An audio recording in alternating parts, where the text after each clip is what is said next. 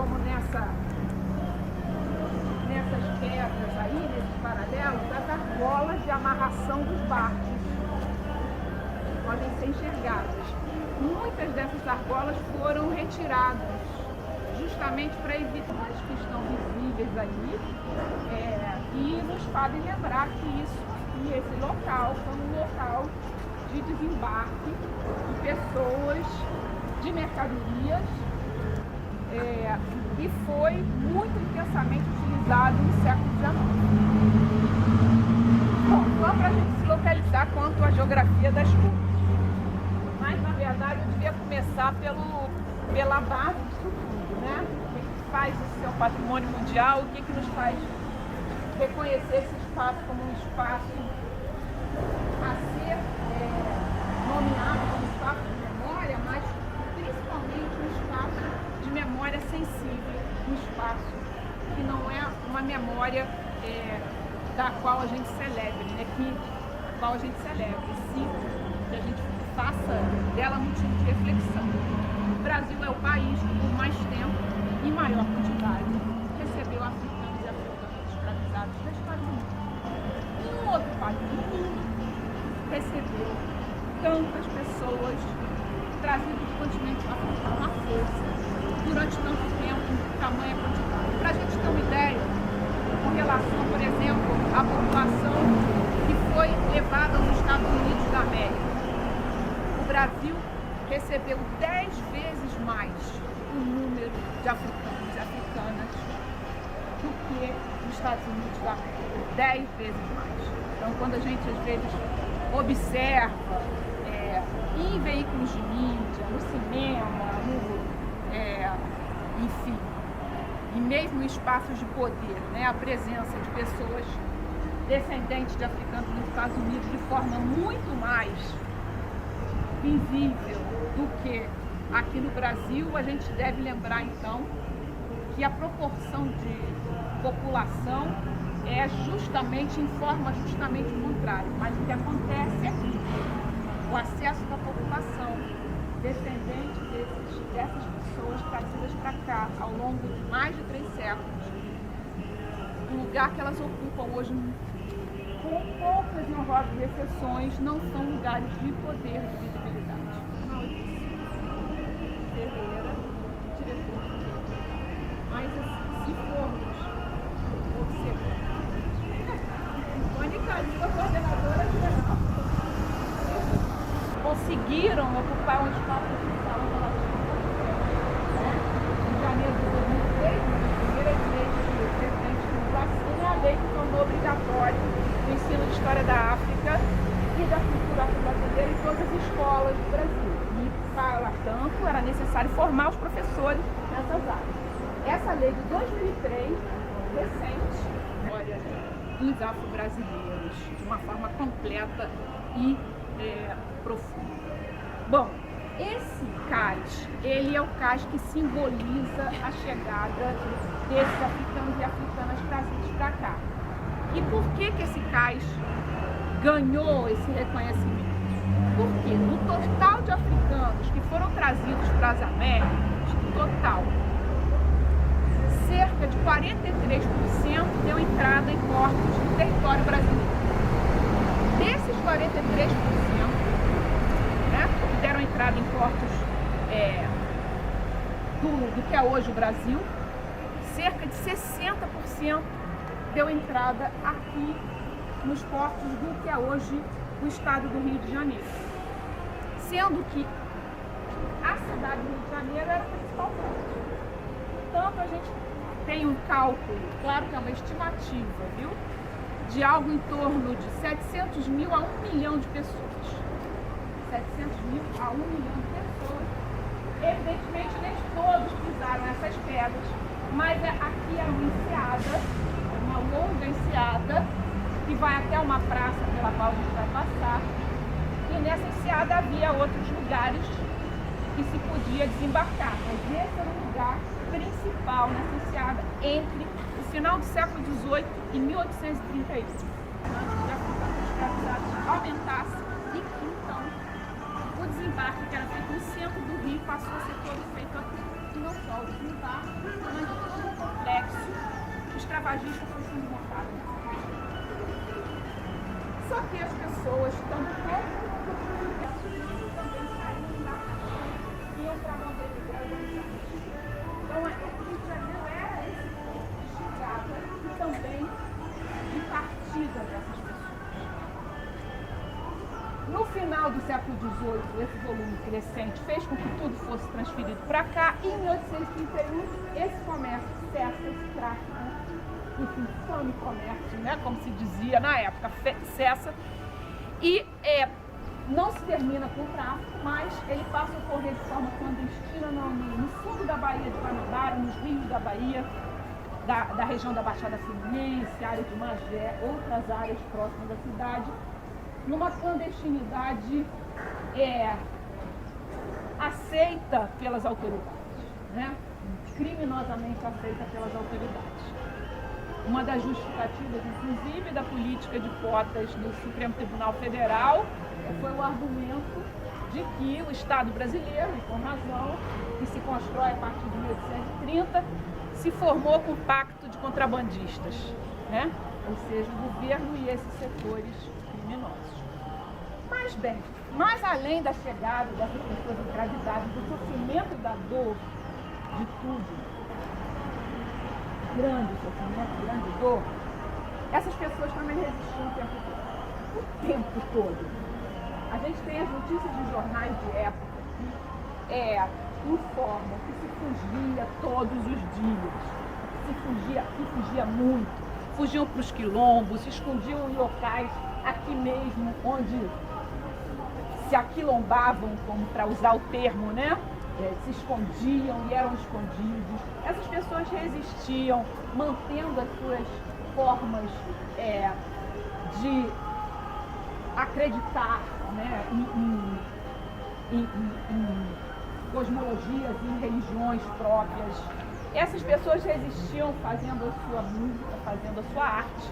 Essas pessoas resistiam registrando as suas histórias e a sua maneira de pensar. A liberdade quase sempre era muito, mesmo aquela que não tinha registrado no documento, mesmo ela o proprietário foi generoso, deu a liberdade, mas não trabalhava, conseguia confiança e obtinha essa liberdade. Obrigado, gente, sucesso, Barão da Pisadinha, toma, professor!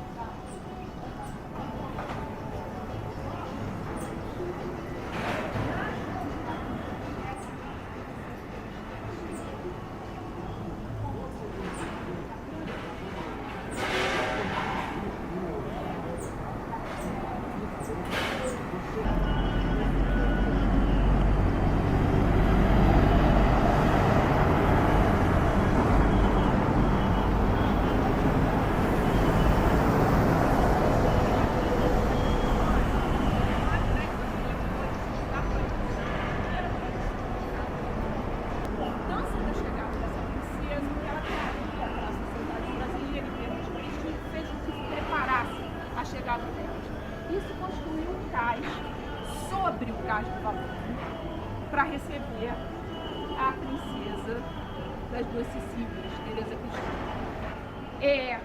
Por que é importante a gente até frisar aqui?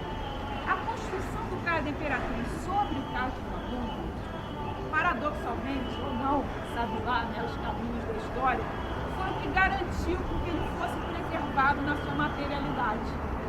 Ou seja, o ocultamento dessa história, que ela foi ocultada materialmente com a construção do cais da Imperatriz sobre o do Valongo, permitiu que o cais sobrevivesse. Havia outros lugares de desembarque, inclusive Brasil afora, que não foram tão preservados porque não foram cobertos.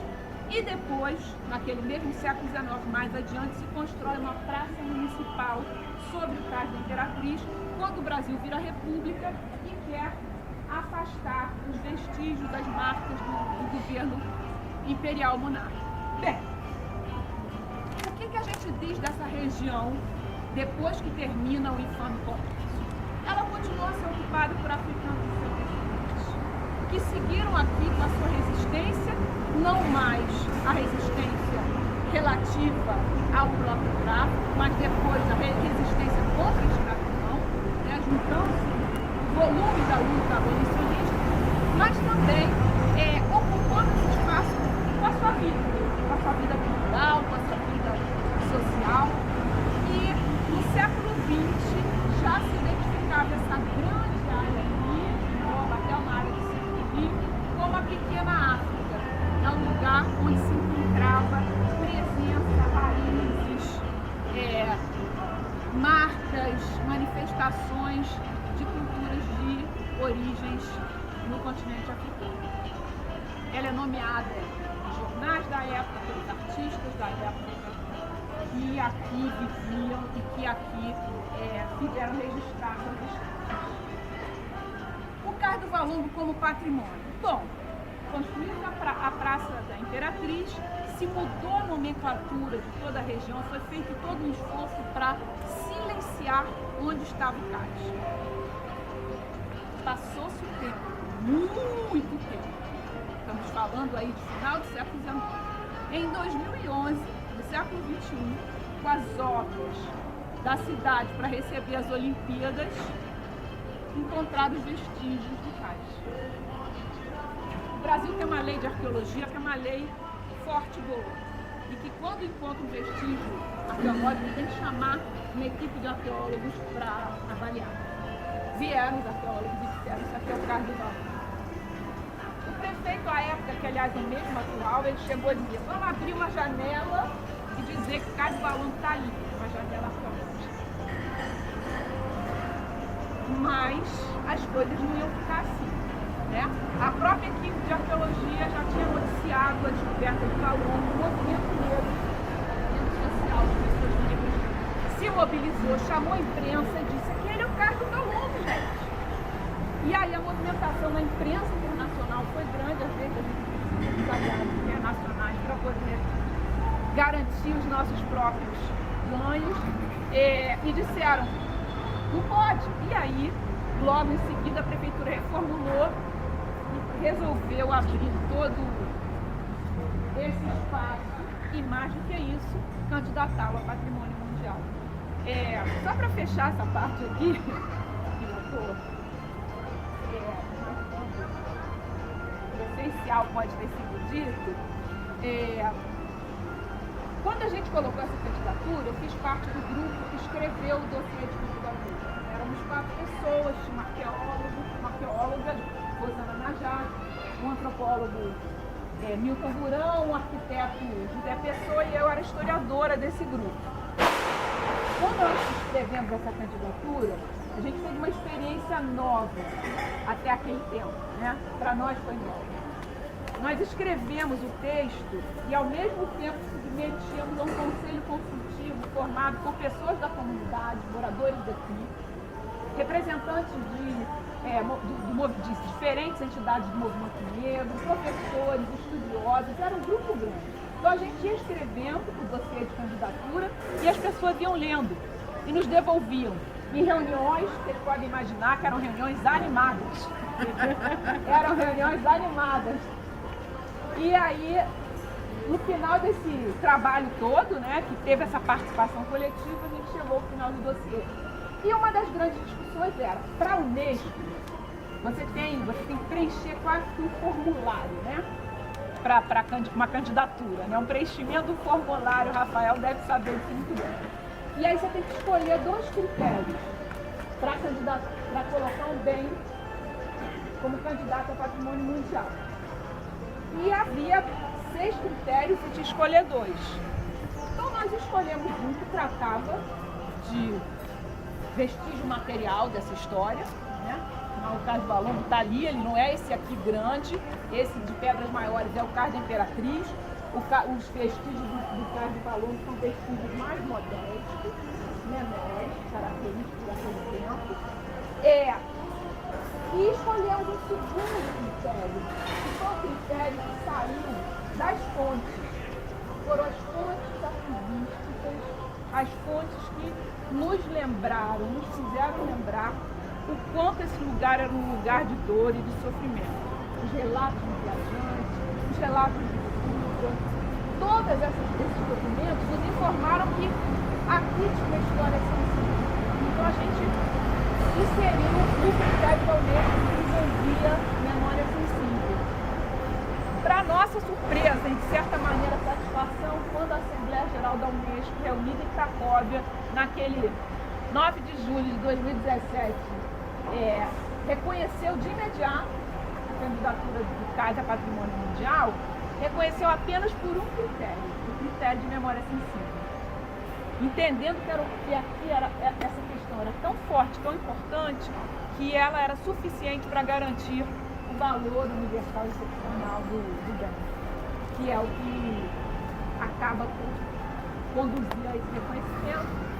Na Assembleia Geral da Unesco, os primeiros falas a favor do reconhecimento do Cais do Valongo foram falas de representantes de países importantes do mundo.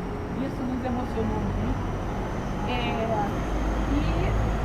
foi algo que transformou a história dessa região.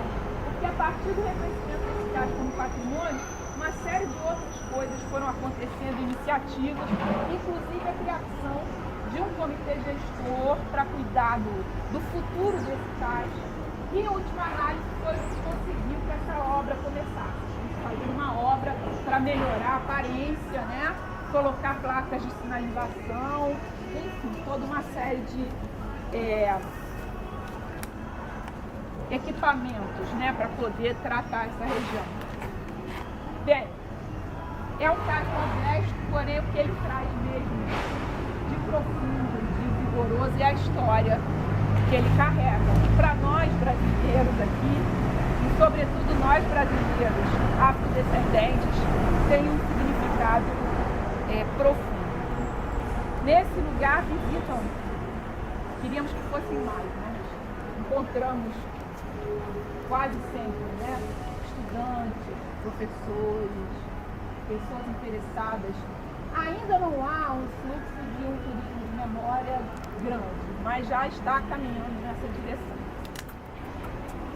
É isso, gente. Ó, a gente vai, começamos por aqui, a gente vai agora a mais 2 lugares que tratam dessa história, mas que já são lugares institucionalmente musealizados, né? Que é o Instituto de Pretos Novos, que eu vou verificar se já está aberto, e o Museu de História e Cultura Afro-Brasileira. Não é uma caminhada longa, é uma caminhada por um bairro muito especial da cidade do Rio de Janeiro, que é a região portuária. Não sei se vão me permitir. Desculpa. Pode falar à vontade, é sua palavra. Toda sua. Muito obrigado por essa oportunidade. Muito obrigado por esse privilégio. Muito obrigado por essa honra de conhecer gente boa do Brasil aqui. Em especial, não sei, não me disseram, mas suponho que é diretora. Suponho, não sei, porque ninguém me... É ela mesma, é ela mesma.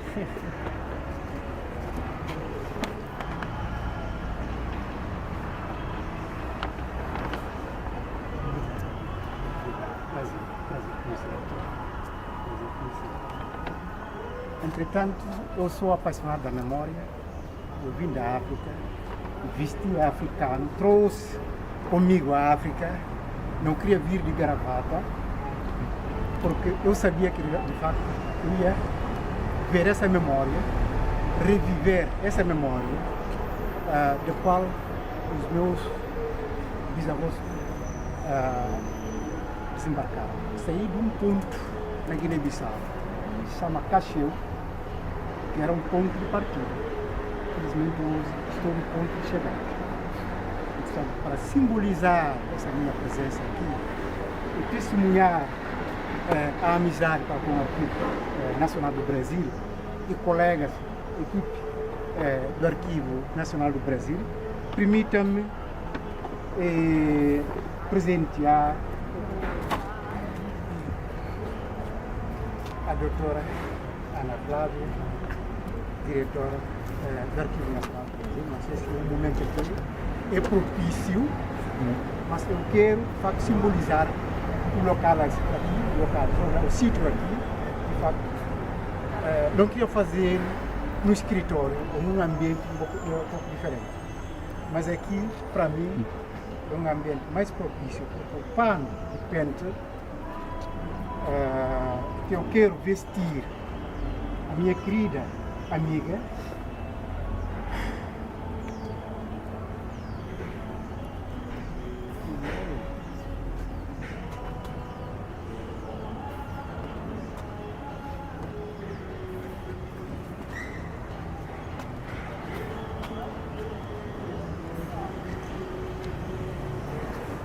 tem dois significados.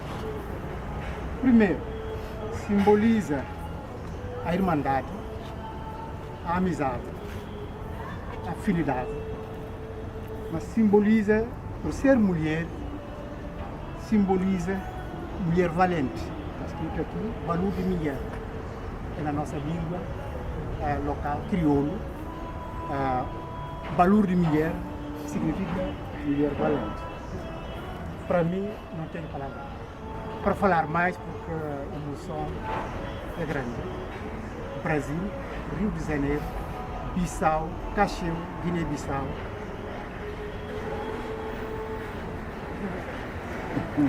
Viva! Obrigado. Viva!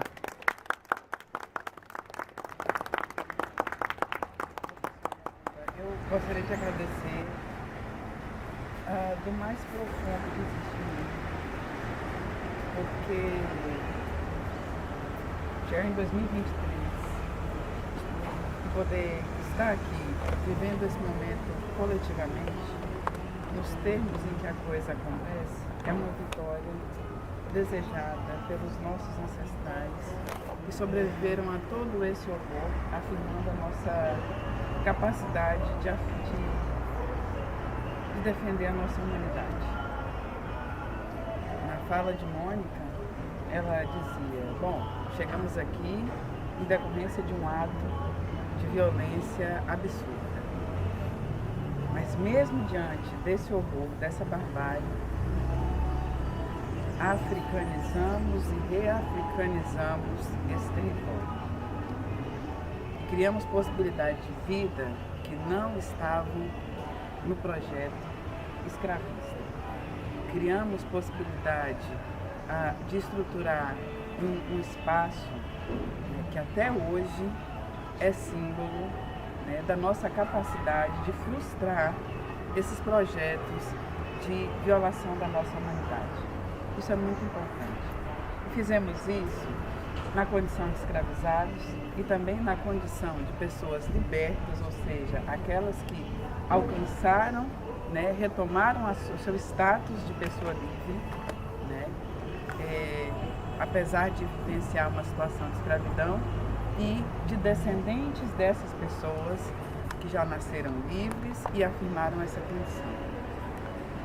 Chegar em 2023, nós aqui representando uma possibilidade inédita para o Arquivo Nacional, para o diálogo entre o Arquivo Nacional e outros arquivos e instituições de memória do continente africano, como um projeto apoiado pelo Ministério da Gestão, pelo presidente Lula, encorajado por esses espaços de governo que muitas vezes negligenciaram, subdimensionaram, isso é muito valioso.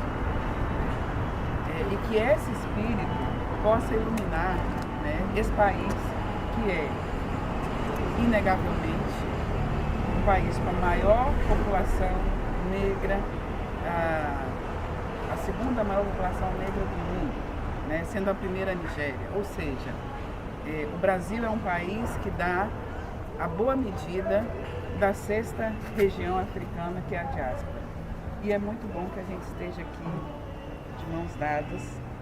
E é curioso, minha primeira experiência de pertencimento ao meu continente mãe tenha sido há quase uns 15 anos com a comunidade guineense que estava na UNI. Esse reconhecimento, esse pertencimento, para mim não é novo. Mas ele se reafirma hoje de uma maneira que eu não tinha visto. E eu te agradeço muito. Eu não tenho palavra para pronunciar mais. O professor Marcelo, eu vou agradecer. O professor Marcelo é uma pessoa muito querida na universidade. Esteve na missão de formação, de capacitação de arquivistas da Guiné-Bissau. No momento aqui não vou falar desse assunto, mas quero testemunhar e agradecer, aproveitar esse momento para agradecer também ao nosso colega Marcelo, fez coisas lindas em prol de capacitação dos arquivistas da Guiné-Bissau, formação de tanta experiência como a instituição de formação na área da arquivista.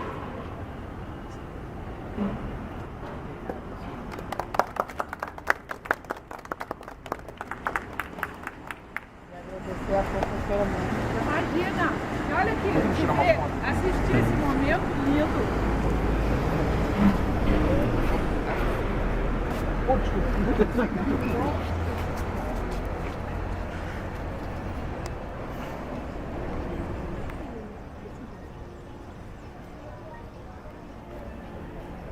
Vem, Mônica. É, bonito. Gravou.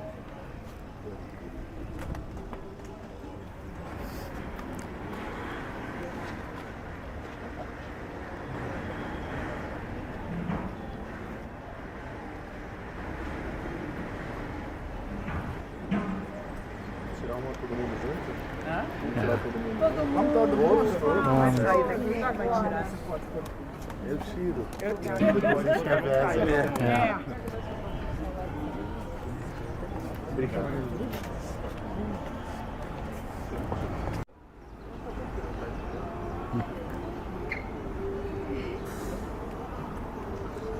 Desculpa, eu achei que não deixei de fazer a pergunta final. Por quê? O que foi tombado é o carro da Imperatriz e o carro do Valor. Os dois. Só que candidato a patrimônio mundial só o carro do Valor. Mas foram tombados os dois. É um sítio arqueológico que guarda, né, camadas de história, camadas concretas, né? O carro do Valor, a camada de pedras menores, partidas irregulares, que aqui no Brasil a gente chamava de pé. E o caso da Imperatriz são esses paralelos, os paralelepípedos. Os outros paralelepípedos são de momento ainda posterior ao caso da Imperatriz, aqueles paralelepípedos menores. Então a gente tem aí camada de história. Por isso que preservaram a colunata com as